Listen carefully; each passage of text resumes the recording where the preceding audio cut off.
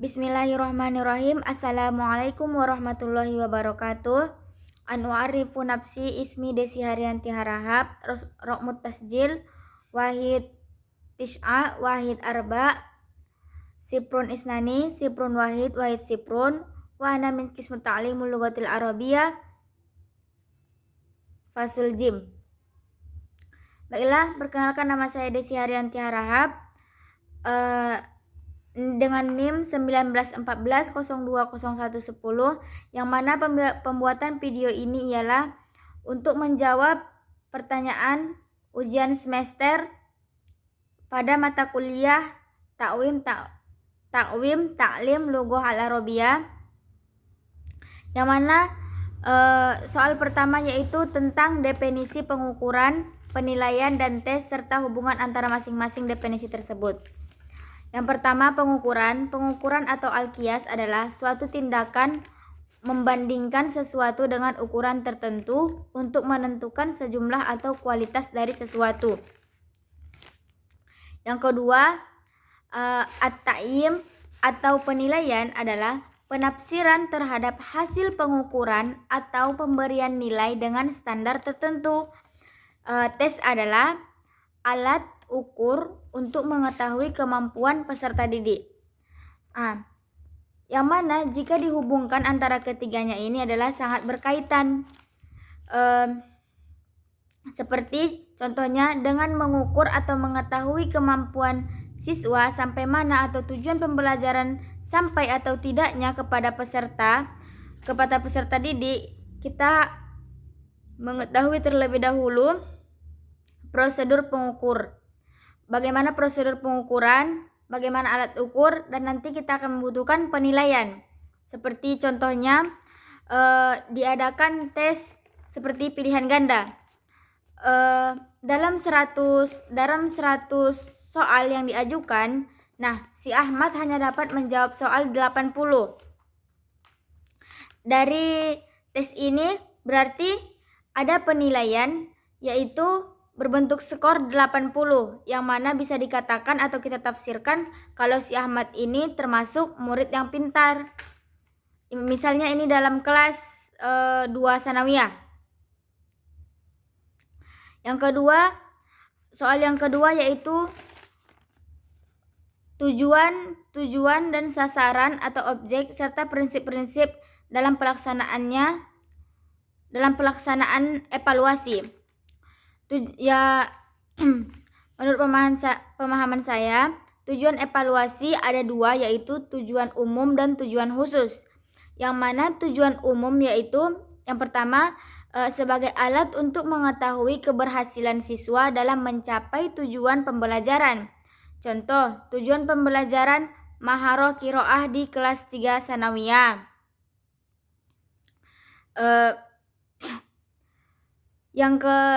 Tujuan yang kedua yaitu mengetahui efisien metode pembelajaran yang ditetapkan oleh pendidik terhadap proses pembelajaran. Contohnya, tercapai atau tidaknya proses pembelajaran di maharoh qiraah pembelajaran maharoh qiraah di kelas 3 sanawiyah tadi.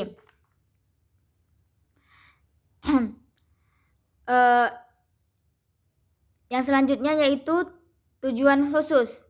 Tujuan khusus juga dibagi dua. Yang pertama itu untuk merangsang peserta didik semangat atau tidaknya, mau atau tidaknya, atau mampu atau tidaknya menyelesaikan pendidikannya.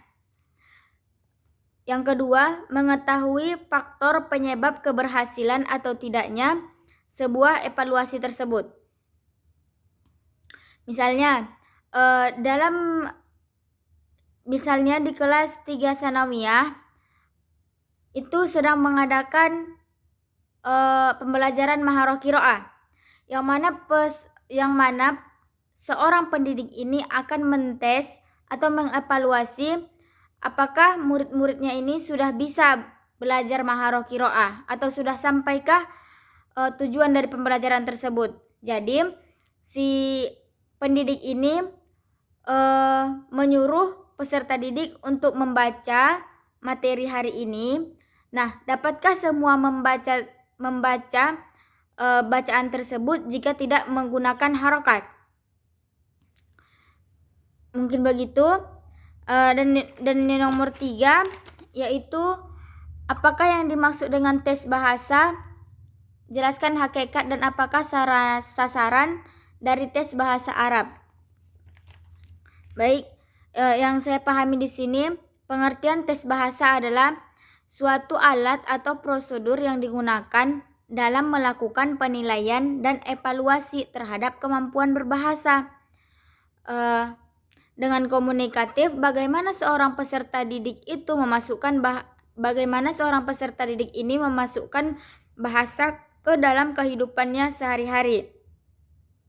Dalam berbahasa terdapat kompetensi berbahasa, terdapat kemampuan berbahasa yang mana terdiri dari 4 maharoh, yaitu maharoh istima, maharotul kalam, maharotul kitabah, dan maharoh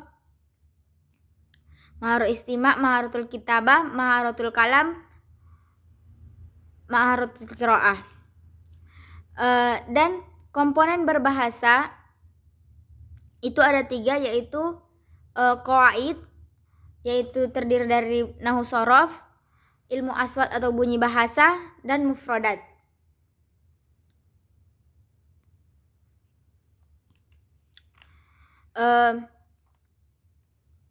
Yang selanjutnya, sasaran bahasa. Sasaran bahasa itu yang saya pahami yaitu adalah orang yang mempelajari bahasa tersebut, atau bisa dikatakan peserta didik itu sendiri, atau yang menempuh atau yang mempelajari bahasa itu sendiri.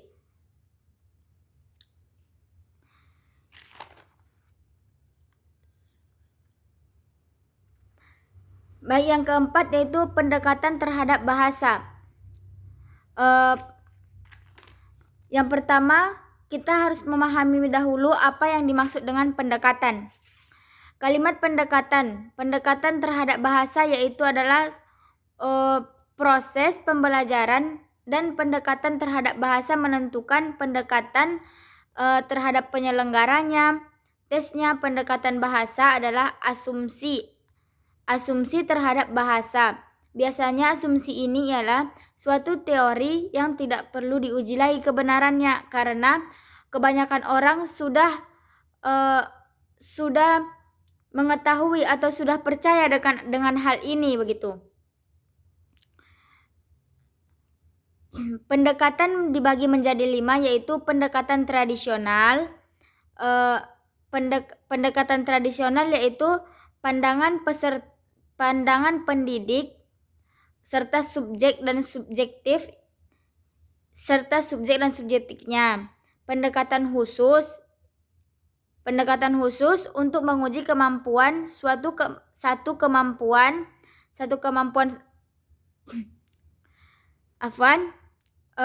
pendekatan khusus yaitu yang menguji satu kemampuan saja.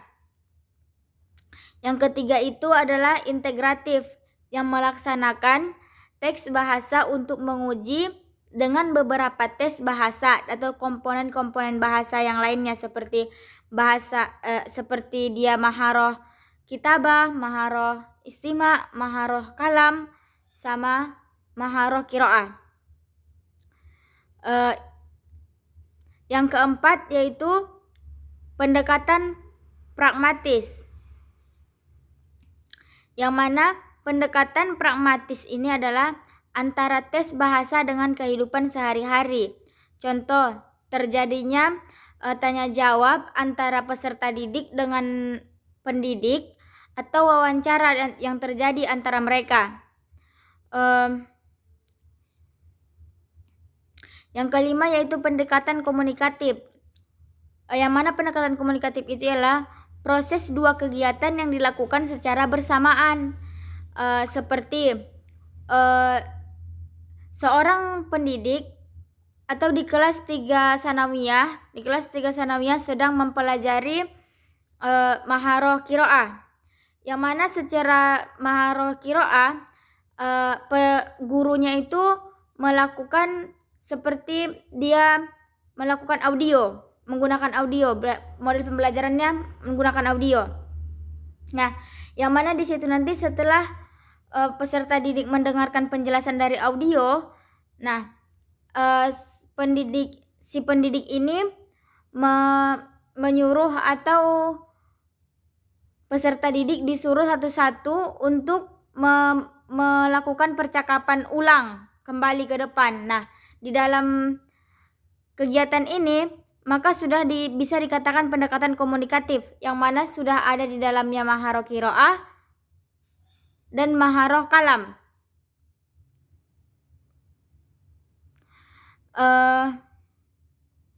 Dan yang selanjutnya yaitu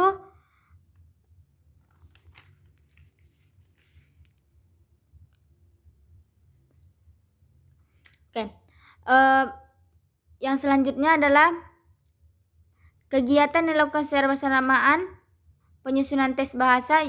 Penyusunan tes bahasa yang pertama yaitu yang pertama dilihat dari cara mengerjakannya. Cara mengerjakan bahasa, evaluasi bahasa itu ada 3, yaitu ada dia tulisan, ada dia lisan, dan ada juga dia berbentuk tulisan seperti dia pilihan ganda, ABC, atau dia semacam uraian. Dan yang kedua itu yaitu yang dia menggunakan pendekatan gambar atau bentuk.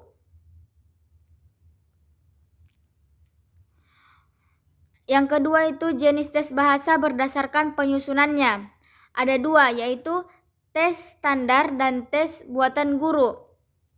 Yang ketiga berdasarkan bentuk jawaban. Yang pertama berbentuk jawaban. Yang pertama jawaban pendek, yaitu seperti pilihan ganda, uraian, dan jawaban panjang seperti esai. Yang keempat berdasarkan jumlah peserta. Yang pertama dia ada individual, perseorangan, yang mana melakukan tes secara individual atau kepribadiannya saja, bakatnya saja, dan minatnya. Yang kedua yaitu secara berkelompok atau per grup, melakukan dengan beberapa orang, yang mana di dalam grup ini berarti dilakukan yaitu minatnya bersamaan masing-masing dari peserta ini gitu.